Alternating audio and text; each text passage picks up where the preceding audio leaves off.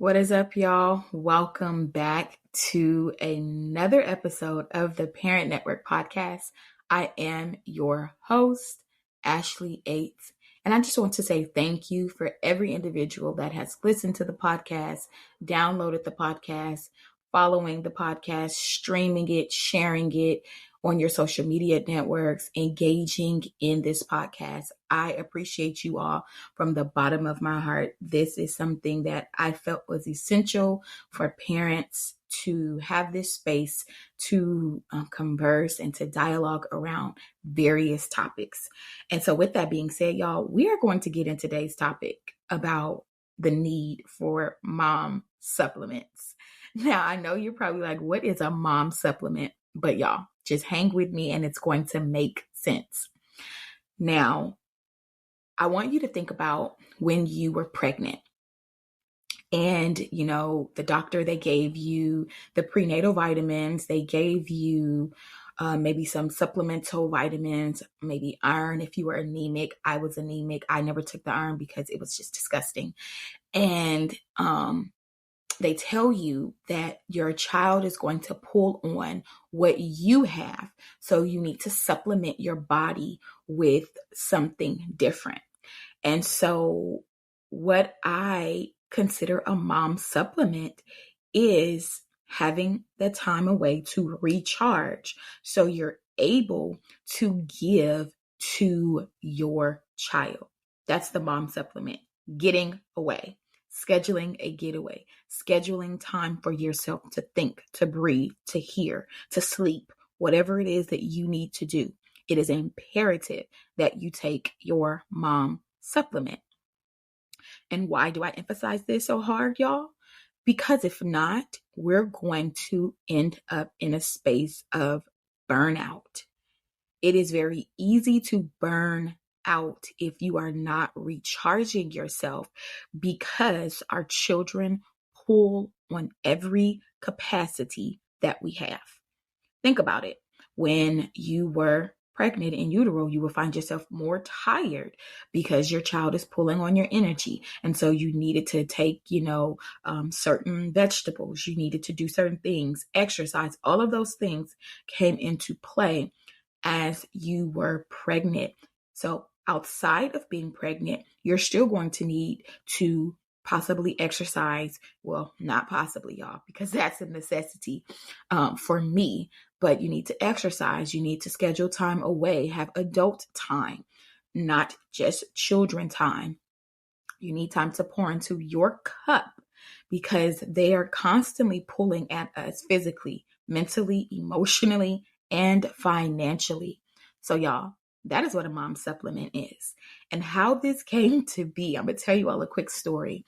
So I was in the house with my youngest son and he's playing on his game. Now, where are my moms who have boys and even girls? Because I know sometimes the girls, they are excited just as the boys are excited to play these games. And they have their headsets and they're, hollering, yeah, no, oh my God, bro, all of those things. And when I tell you my patience it was just worn. It was just worn. I didn't have any more. My grace was not sufficient enough. And I was like, okay, I need a break. And I told him, I'm going to call your dad. And he's like, no, I want to stay here with you. No, absolutely not. You stayed here with me enough. But God had a ram in the bush. God had his dad to call and tell him that he was going to come pick him up. And I'm like, thank you. Before that, y'all, the headphones broke. Now I know it's not funny for him because he was very sad and he was very distraught. Oh my God, I'm not gonna be able to talk to my friends anymore. And I'm, like, oh wow, I'm so sorry to hear that, right? All along in my head, I'm like, thank you, God, because I couldn't take it no more. And I tell him, it's okay, it's okay to cry about it, because you're sad that you're not going to be able to do these things, right? I was trying to console him, but inside, I was glad. And shortly after that, his dad came to pick him up. And so I hopped in the shower because I knew I needed to get some work done. Like what would usually take me probably 2.5 to 3 hours because he's home, because I need to stop, make lunch or something like that. It took me 55 minutes to get the things that I needed to happen done. And as I was in the shower, I started really thinking like, oh my goodness, we need mom supplements. And that means time away to recharge, to hear yourself think, to do whatever it is that you need to do.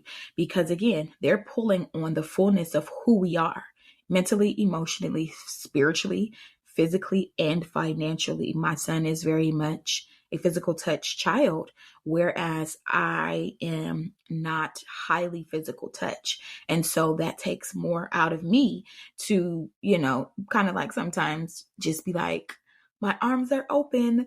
Come give me love. I'm gonna hug you, tight, tight, tight, tight, tight, you know. And like I said in the previous episode concerning physical touch in me, it was really a distortion of my view of what it was. So I'm not like grossed out by the idea of my sons wanting physical touch. That's not what I mean at all. But it can be very taxing on an individual whose love language is not that primarily. So he leaves. I'm thinking in the shower, like, okay, yeah, thank you, Lord. I have this time to recharge and all of these things. But it leads me to my second point, which is dealing with that guilt. Because I've had conversations with moms before, and they would ask, like, how do you deal with the mom guilt of needing the separation, but feeling like you're abandoning your child? And so one way I explained to the parents, especially those that I mentor, is guilt is really saying that you've done something wrong, and it's trying to shame you into something, into thinking a certain way or into responding a certain way. And needing a break, needing time away, needing to be refreshed and recharged is not anything wrong. It's a necessity. And so we have to shift our perspective from, oh my God, I'm abandoning my child, to I'm gifting myself what I need to be able to sustain myself in this role of mothering, in this parenting role. And when we shift our perspective, then we can understand this is not something to feel guilty about, but this is something for me to do and schedule regularly. So I am being the best parent that I desire to be. Because when we look at the word self-care, we've heard it so much, especially when the pandemic hit. It became like a buzzword: self-care, self-care, self-care. And self-care is not just about, going to get your mani and your pedi. That can be a part of your routine. But self-care is literally sometimes, and this is for me, being able to sit and think with nothing to do. Being able to grab a book and read the book and not have any interruptions, not have any outside noises, not have anyone pulling on me. That's self-care for me. I am very much an introverted individual who recharges that way. And so if I am overstimulated because there's a lot of noise around me, there's a lot of traction, I know I'm going to become frustrated. And self-care is also being self-aware. We as mothers, as fathers, we have to be self-aware of what we need in order to be the best version of ourselves. And we need time away from the kids. It's not a if, it's a and, okay? You know how they say I'm both and, yet it's and. I love my kids and I need a vacation. I love my kids and I love myself as well. It's cohesive. So dealing with that mom guilt of allowing them to go away to a grandparent's house or a friend's house or a trusted person's house so that you can recharge, I just want to dispel that thought. It's not from a place of guilt. You are not abandoning them. You are doing the best thing you can do for them so that you're not blowing your top, so that you're not exploding and imploding because you don't have time for yourself to recharge. Separation is needed because what I've learned, even in this thing with separation, is it gives you an opportunity to see also what you've instilled in your child. So when we talk about discipline, we talk about behavior, we talk about the values that you've placed within your child. When they go away to, say, grandparents' house or cousins, uncles, aunts, friends' houses, generally you're going to get a report back that, oh, your child was X, Y, and Z. Whether it was they were respectful or disrespectful, you're going to get a report back. And you're able to see how what you have taught them is being used in their life. I remember for my oldest son, my mom would say, oh, he's so respectful. He helped me do this. He helped me do that. My neighbor said, he sat down here with me for 2.5 hours and we talked, and she's like, you're doing such a great job. There are so many things that he had interest in that I didn't even know he could talk about. I love hearing those things. Parents, we love hearing those things because it's like, oh, what I'm saying, it really is sticking. And the only way, well, not the only way, but one of the ways that we know that what we're saying is being heard is when we allow them to go away and we have time for ourselves. Now, I want to kind of talk about ways that we explain this to our children so that way they don't feel that we're rejecting them, so that they don't embody abandonment, and so that they know that if you call because you're uncomfortable or because you want to come back home, then it's okay. And that last one is a little touchy because I remember, I'm going to give you guys a quick story. When I had my first son, of course, I was young and I still was going out and hanging out with my friends. And I remember my mom was the primary sitter for him. And I would tell her in advance, I'm going out. I need you to watch, him for me. And she agreed to it. I would be halfway to my destination, y'all. And sis would call me saying, you need to come back home and be with your child because he's crying. He's crying. He is a baby. He's crying. Really? And she would be so serious when she would call and say that I needed to come back.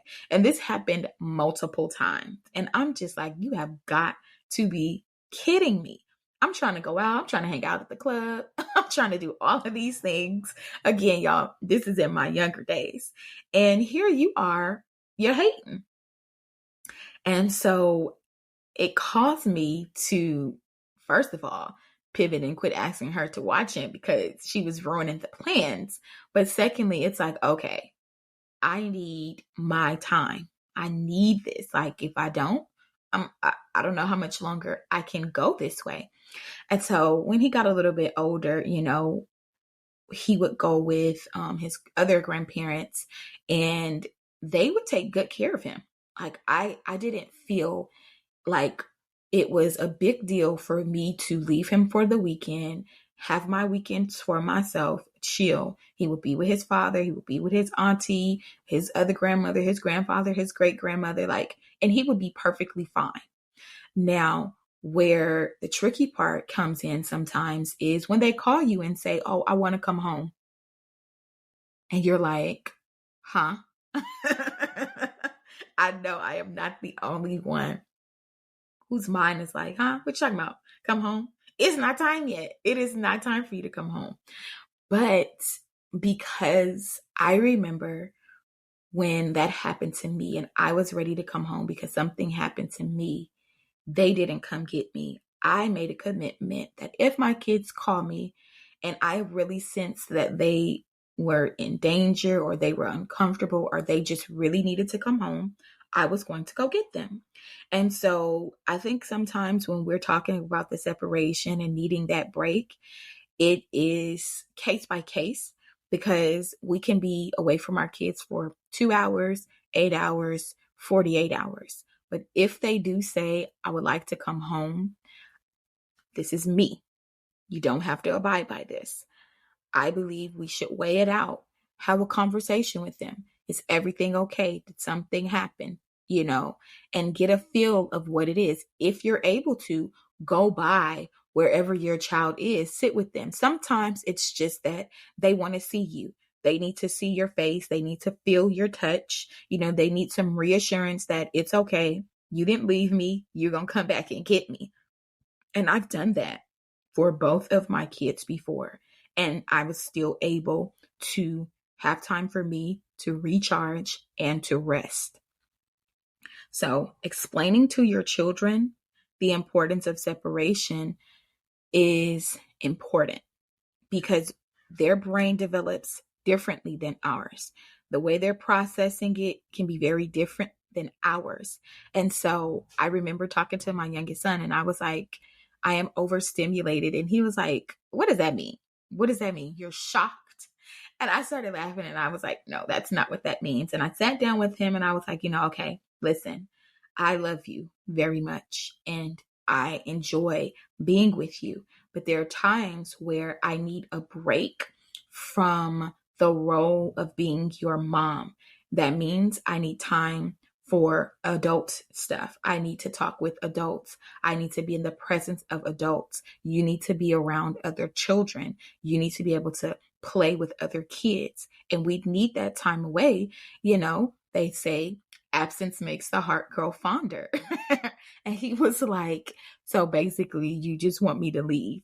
And I'm like, I'm not saying it like that, but in my mind, I'm like, yeah, basically that's what it is, because he's very matter of fact. Give him the truth, give him the stuff straight out, and he is good. And so we had the conversation and I started implementing date days for myself personally, because I really love to go out by myself and look at things, people watch, go watch a movie, go to dinner. I don't have any problem with that. But I also started to incorporate date days with my friends. Now, parents, I want y'all to hear me, especially for those that are married. I am not married, so this is not a counseling session, but from observing and from having conversation with married women and men, date your spouse because it's important for your children to see this. It is important for your children to see you loving one another, you communicating with one another, you going out, complimenting one another. And so because I am not married yet, I go out with my girlfriends, with families. I schedule this in. They know. My kids know when I'm going out on a date. I'm letting them know, hey, I'm going out tonight, or I'm going out next week, because y'all, in the adult world, we are literally planning things 2 months in advance. It's just how it is, especially if you are a parent. I'm not sporadic in planning anything. Like, I try to be flexible, so give me at least 2 weeks notice. But for the most part, I'm planning out because I like to schedule things and I have to find a sitter. So I'm sharing this with my kids. Okay, I'm going out on a date. The other day, he asked me, Mom, when are you going out again?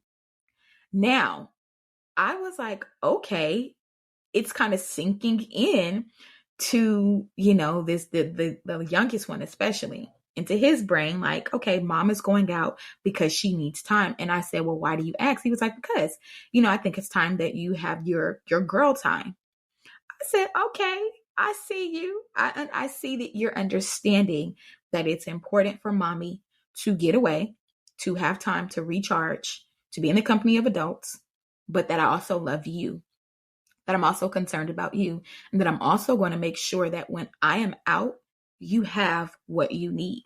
So I think that it's important to really have these conversations with your kids and to explain these things to them, because if you don't, then it can breed that seed of rejection that, oh, you're always out, you're always away, you're always trying to get rid of me. because we were there before. And that's what prompted me really to say, oh no, we're not doing that. We're not even opening up that door. Let's sit down and have a conversation.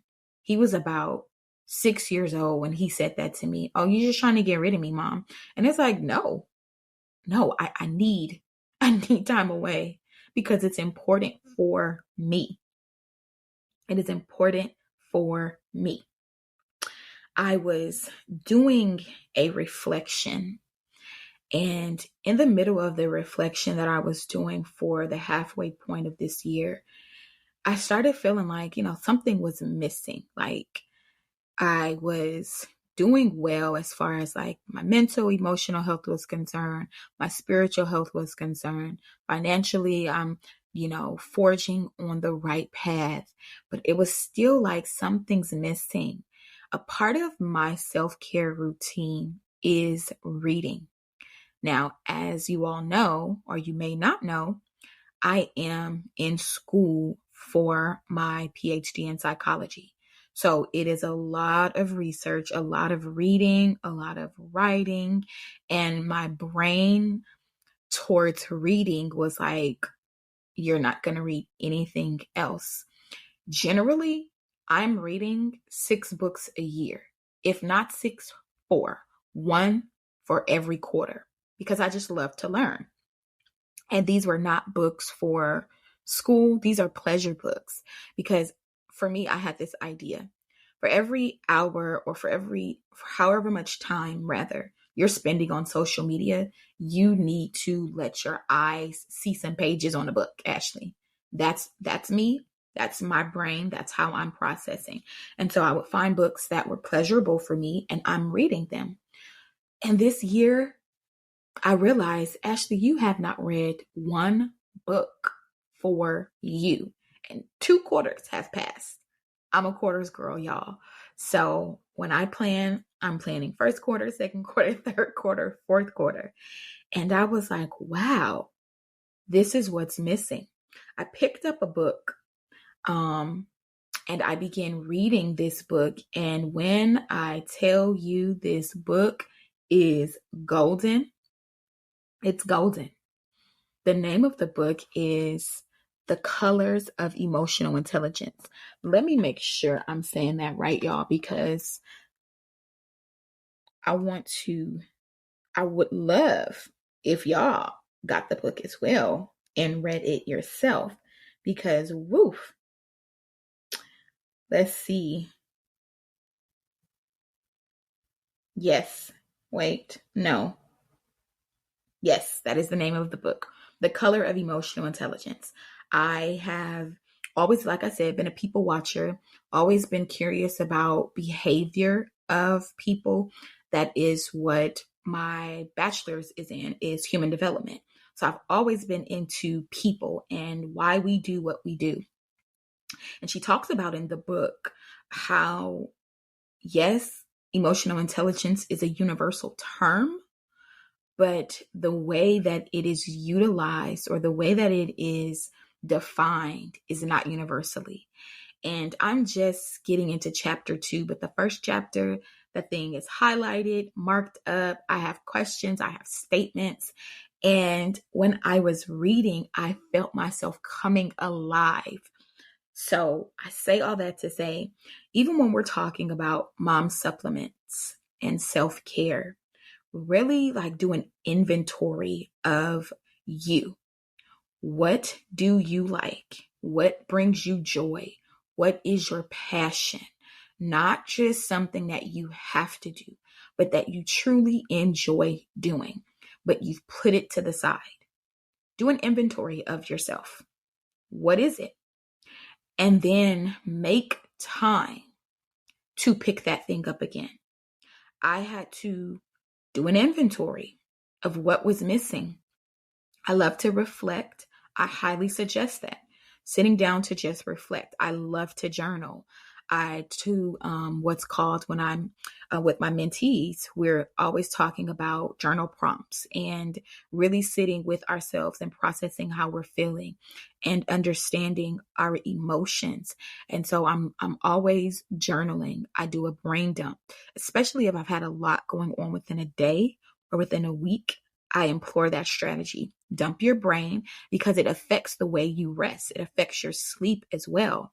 And in one of the classes that we had, one of the ladies, she was sharing how she knew she was stressed because she wasn't able to sleep well. That is such a telltale sign. When we're not able to rest, there's something going on within us. Could be several things, but if you can pinpoint it, do that. So a part of the self-care that I am reestablishing is reading. Not just for school, but crafting out time to read a book.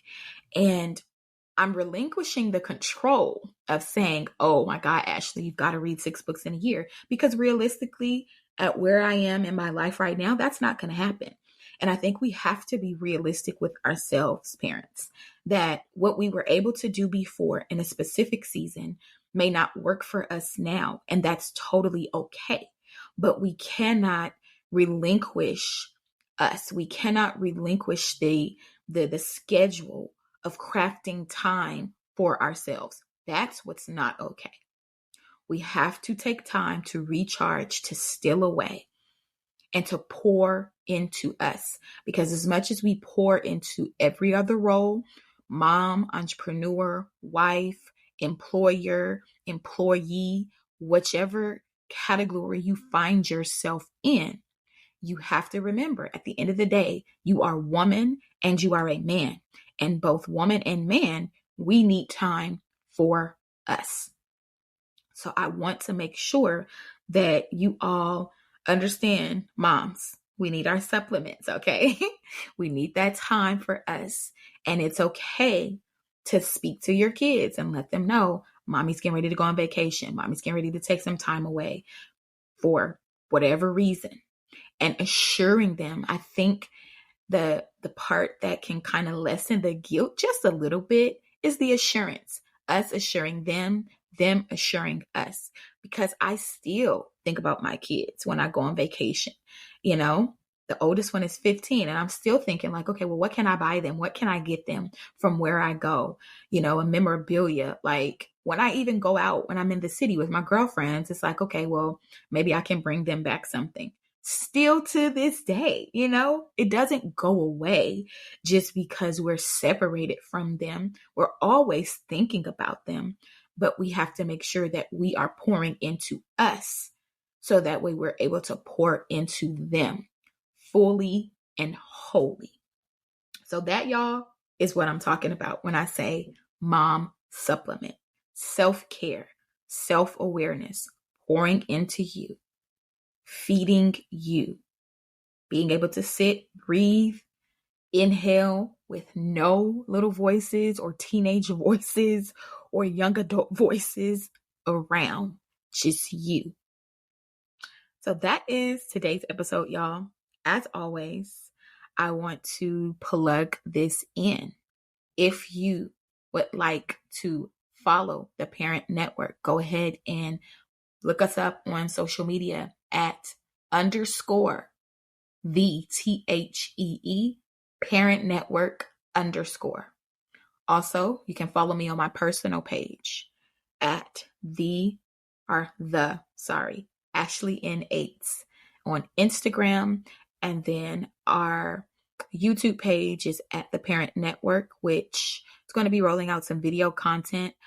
I want to start moving into like video podcasting. I need to figure more of that out and what that looks like. But our video podcast will be on our YouTube page. So go ahead and just subscribe because the content is coming. I always like to extend this invitation. If you are a mom and you are looking for a community of women that understand you, that are growth minded, Mama's Lounge is that space. We talk about various topics. I teach on personal and emotional development. We come together around the idea that we're moms, but we are not just talking about our mom issues. We are focusing on building the whole woman. My baby, Mama's Lounge, is 2 years old, and we are expanding. This October, we will have the second annual Mama Summit, and I am super excited about it.